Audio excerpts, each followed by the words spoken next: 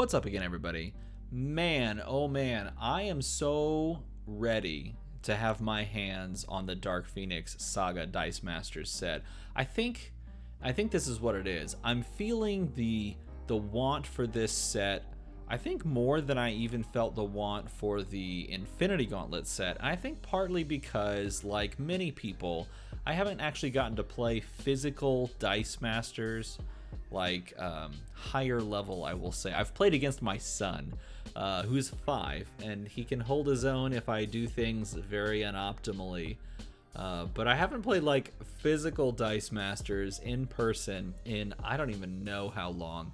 I think part of that feeling of wanting this set is just me also wanting to play in person. But man, I don't know what it is, if it's just that or if there's other things. I just want this set. And so what it's gotten me now doing is just going through the spoilers that are out there. And I'm literally just thinking about and building like combo teams or just silly little fun teams that you might be able to put together in a draft with the cards that have been spoiled. And today we're going to talk about one of the combos that I have come across thus far, and it features this really cool card. This is Living the Dream. It's a basic action card that costs 4. I believe it was spoiled by the Ministry of Dice over on their YouTube channel. If I'm wrong, I'll put a little thing on the bottom that says where it really was spoiled. Anyway, it is a continuous action dice, so once you play it, it does something. And this is really cool because it says once you play it, and it goes out in the field, it says if among all character cards on your team, you have at least 3 loyalty counters. We'll talk about that in a second. Your character dice get +1 attack and Overcrush. And this just literally sits out in the field and grants that bonus. +1 attack and Overcrush to all of your characters. Anything that's in the field, if you can meet the requirement of 3 loyalty counters, anything in the field gets Overcrushed. The +1 is a bonus. It gives your sidekicks like this extra buff that means sidekick blocking sidekick. You still get to push damage through, which is super cool. But the Overcrush is absolutely insane. Okay, now let's talk about loyalty counters. Loyalty counters are a mechanic within this set wherein if you meet the requirement built into the card, then you put a loyalty counter onto the card, and it gives a +1/+1 buff. So if you've done that and there's a variety of cards that can gain loyalty counters. If you've done that, if you've met that requirement and you've gained 3 loyalty counters, well then your stuff, if this is out in the field, Living the Dream, gets a +1 attack buff and Overcrush, which is insane. So you might think, okay, well how can we meet that requirement? That was the first thing that I thought too, because this is such a cool card. I was like, well, what could we meet the requirement with? And there's a couple of options, but the one that we're going to use is this one. Jean Grey Peaceful Coexistence is a 4-drop bolt character, X-Men affiliated character with a 133-255-366 stat line. She's got the founder keyword, or it's really, I guess it's a keyword, yes, the founder keyword, which doesn't do anything in and of itself. But we also have, while Jean Grey is active, at the end of each of your turns, if no character dice were KO'd that turn, put a loyalty counter on Jean Grey's card. So essentially, this ability says if you don't do anything and your opponent doesn't kill one of their own things or KO one of your things somehow on your own turn, you gain a loyalty counter. So again, if we're trying to get 3 loyalty counters on our card, all we have to do is put Jean Grey in the field and count to 3 turns. Because if we do, then all of a sudden we meet that requirement, and Jean Grey, who is a 3/6/6 on top, now is a 3/7/6 with Overcrush on top, all costing 4, which I think is just so funny. That's a funny combo that you could easily put together in a draft scenario. So now let's build around this. We're going to build around this in a very fun way. And the first card I used to build around this is also from this set. Spoiler alert, I tried to use most of the cards that I could on this team from the set itself. So if you haven't seen some of these cards, these will be like pseudo spoiler videos. Exciting. Okay. Beast Combat Ready is a 2-drop fist character, X-Men affiliated, an 021-122-132 stat line. He also has Founder. And he says, when beast attacks, prep a die from your bag. The first beast you purchase each game costs 1 extra. So once you buy a beast or the first time you buy a beast, he costs 3. Everything else after that costs 2. This is a 2-cost character that when the Living the Dream basic action is out, becomes a 4/2 on top, a 2-cost 4/2 with Overcrush, which is kind of cool. And when he attacks, he preps you dice. So it's pseudo ramp. Kind of nice. That's a pretty good setup. Like, that's the kind of character you'd want to buy and put out in the field when you're trying to like ramp a bunch of attackers out there, put out some Overcrushy guys, and deal some damage. I think that's really cool, but it doesn't stop there. Look, it's gonna be X-Men affiliated all across this team. That's just kind of how this set works. So why not run the girl herself, Hope Summers, Pluripotent Echopraxia, 3-cost shield character, X-Men affiliated, an 012-022-122 stat line. And she says, when fielded, choose an X-Men character card on your team, replacing all previous choices. Hope Summers gains the character's text box in addition to her own. She retains the text box until she is fielded again. And before you say it, when she copies some other character card, she will replace her name with the name on the card. So as of yet, you may just go, okay, well, Hope Summers can copy Beast and become a when she attacks prep a die, which is not bad. Hope Summers can now copy Jean Grey, which becomes while she's active, she gains loyalty counters, which is actually pretty good. That one's a really good one. So it's a 3-cost instead of a 4-cost ability. Jean Grey cost 4. Hope Summers makes it 3. And now you have 2 of those abilities. They both kind of ramp up, which is really neat. I think that's really interesting. I kind of like that combo. But wait, it gets better. We're going to add more stuff Hope can copy in the form of Phoenix Firepower. This is another common from this set. It's a 6-cost bolt character. We've got the X-Men affiliated, a 155-277-388 stat line. She says, when fielded, deal 3 damage to target character die. And then on the energize, so if you miss her and roll double bolts, deal 2 damage to target character die or player. So she's a 6-drop, but we can make her a 3-drop if we copy her with Hope Summers' Pluripotent Echopraxia, because she's an X-Men character. So you can essentially get a 3-drop that says, when fielded, deal 3 damage to a character die, or when you roll double shields in the form of Hope Summers' Pluripotent Echopraxia, if Hope's copying Phoenix Firepower, then when you roll double shields, she deals 2 damage to your opponent, or maybe one of their character dice. I think that's really cool as well. So another reason to like play the Hope Summers, make some copy things happen. We're not going for super competitive. We're just having a good time making big things with like loyalty counters, giving them Overcrush with Living the Dream. So let's keep adding to it. Speaking of big exciting things, Dark Phoenix Malevolent, 7-cost bolt character. She's a villain, so we can't copy her with Hope, sadly. 155-277-388 stat line. Dark Phoenix costs 1 less to purchase if your opponent has an X-Men character on their team. An X-Men character, just period. They don't have to have it in the field, which is kind of nice. It also says, when fielded, KO target character die. If it's an X-Men character die, deal your opponent 4 damage. So if we could somehow buy Dark Phoenix and field Dark Phoenix, we can KO one of our own X-Men character dice to deal our opponent 4 damage, which is insane.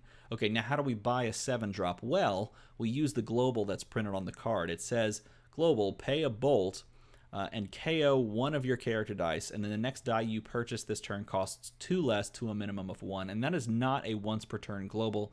This is the old school Blue Eyes White Dragon global. We can pay 2 bolts and KO 2 of our own character dice, and in doing so, you could buy Dark Phoenix for 3. It's not bad. I mean, buy her for 3. It's pretty good. I mean, technically, she also has the discount on her card, so if they are running an X-Men character on their side of the field, technically you get her for 2. And I'm not factoring in like the net cost of paying the bolt, and then paying the remainder to buy a Dark Phoenix. But you know what? She's on here because she's something big. She's something cool. And even if you don't plan to buy her, you can literally just use her ability to get some things easier, like the cards we just talked about, right? We can get both a Jean Grey and a Phoenix more easily just because we have this on the team, which is pretty cool. Speaking of neat things, Mr. Sinister Dark Experimentation, 5-drop bolt character, villain affiliated, a 141-252-263 stat line.